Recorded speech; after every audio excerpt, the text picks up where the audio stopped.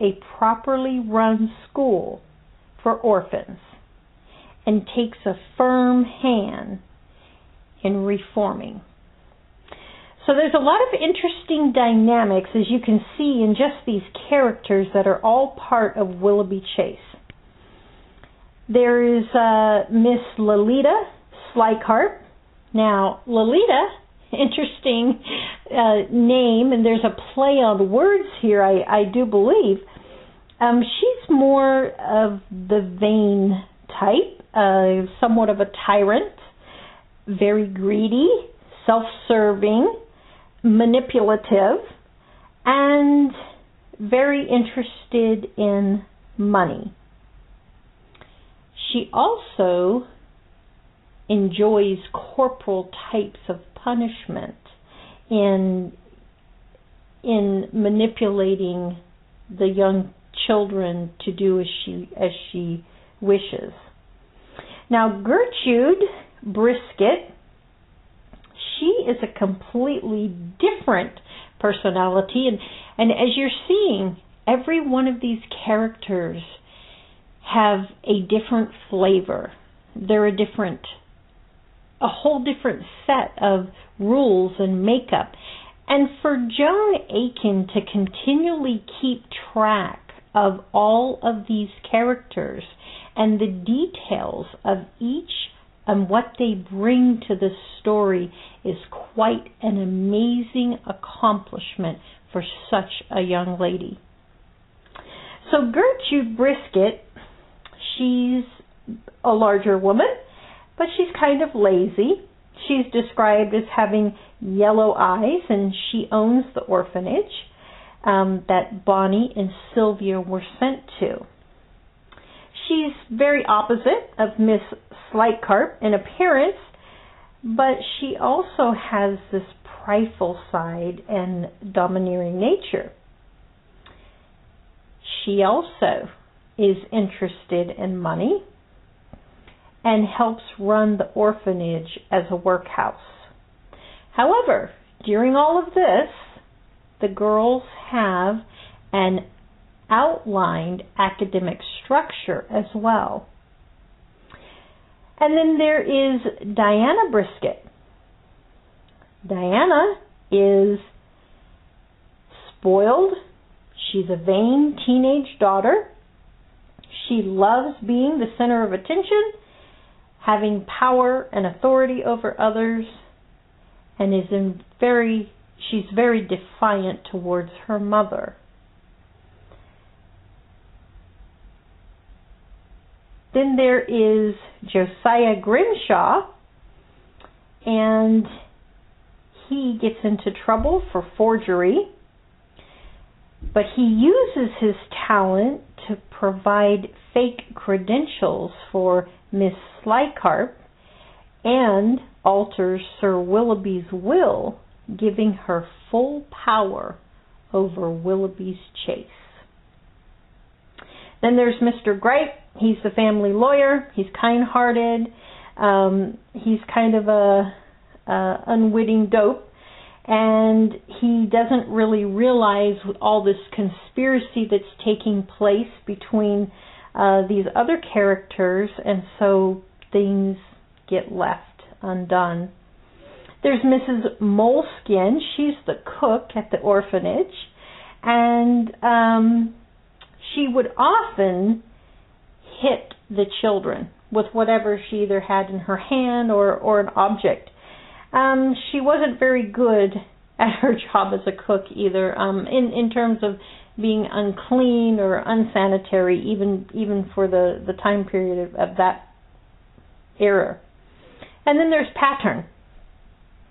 She is the kind-hearted maid, and she always tries to make the girls feel safe and warm and cared for and nurtured.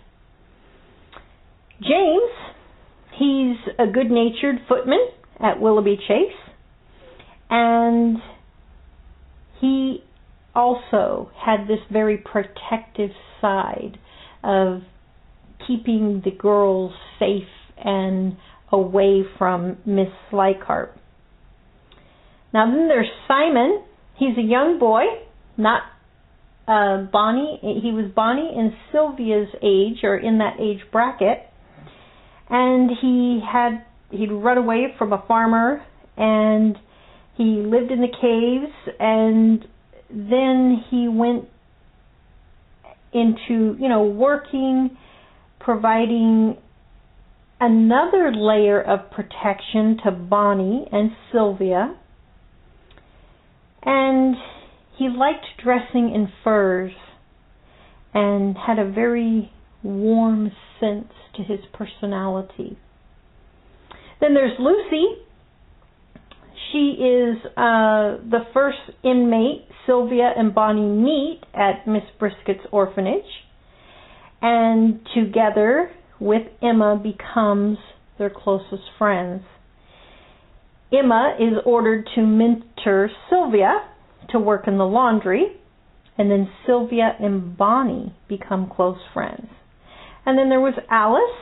She was one of the worst-natured inmates of Miss Brisket's orphanage, and she told a lot of tales, and that has a crucial element in the story as you get into it. Then there's Dr. Gabriel Field. He takes charge in nursing Aunt Jane, who falls sick, back to health, and then he is kind of a character in the background. Mr. Friendship, I should say, he's an inspector of the orphanage. But as he does his job, he's not very perceptive to all the goings on, and so once again, many things get left. This is remarkable writing. The age we've mentioned a couple of times of Joan Aiken when she was able to accomplish all of this, but these are well-defined characters. All of them going at their own agenda. They have their own goals, their own needs, and how things are going to play out. Some in control, some out of control, some kind of bouncing against the waves of the times. However, Joan Aiken is able to keep every one of these characters straight in her story. And it's truly fascinating that she is able to bounce between the history, the potential threats against Britain at the time, the potential problems of the monarchy, all these different elements, the political situations, the beliefs, that she weaves all of this into these stories with all these characters. I can understand why it took her years to write this. Because as Joan is developing these stories, life is moving forward, and it's going very fast. And so I can see how she's taking parts and pieces of history that's actually happened, and then how maybe it should have happened, or how maybe the people of certain areas in England wanted it to happen, and then is inserted into the story. It's an absolutely brilliant piece of work. So let's share a little bit about the plot.